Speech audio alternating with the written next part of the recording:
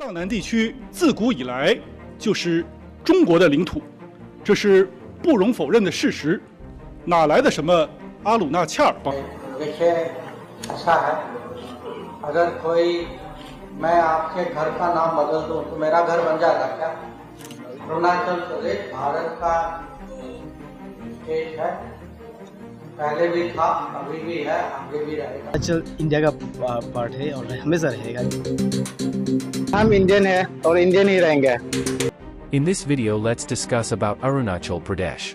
Arunachal Pradesh is one of the 28 states of India located south of the Himalayas. This 84,000 square kilometers Arunachal Pradesh is argued over by both India and China. The British drew boundary line called McMahon Line, takes it from Sir Henry McMahon, a secretary in Indian Foreign Department and British representative from 1913 to 1914. This boundary line drew between Tibet and India to the east of Bhutan, which runs along the crest of the high Himalayas.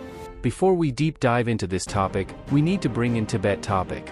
Initially Tibet was an independent country, but when it was not obeying the rules of Republic of China, China took over Tibet by force in 1950. This led British to draw the boundary line to India. This is how the McMahon Line was drawn. This boundary line was quickly rejected by China. Arunachal Pradesh act as the eastern border to India. Twang and Anjar districts both are located near the China-India border. In recent time, Chinese army increased its presence in both these regions.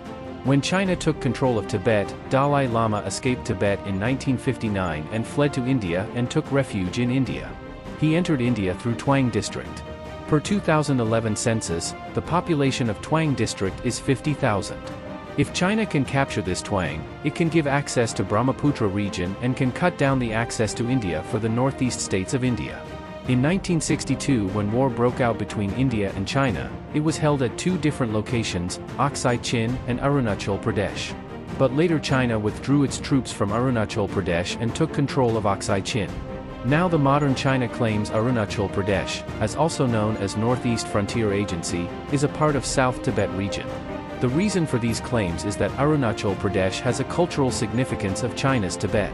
The second reason is that people from North Arunachal Pradesh are some way related to Tibet people. China considers this as threat because China believes India can use Arunachal Pradesh people to make pro-democratic movement in Tibet to turn against the China. If China could take Arunachal Pradesh, that would mitigate this risk.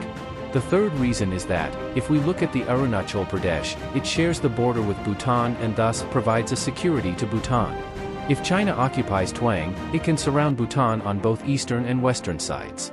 The final reason is that, if you look at mainland China, Arunachal Pradesh is the closest location for India to launch any missiles that can successfully hit China.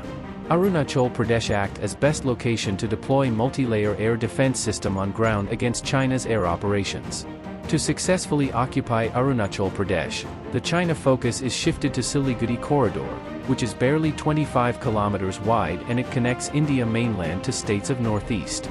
This Siliguri corridor is also called as Chicken's Neck and it poses a major defense challenge to India. The only groundways to access the northeast states of India is to pass through this Siliguri corridor.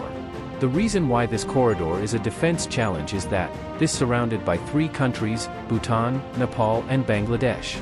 If you look at the northwest part of Bangladesh, it has a strong presence of Bangladesh terrorist group organization.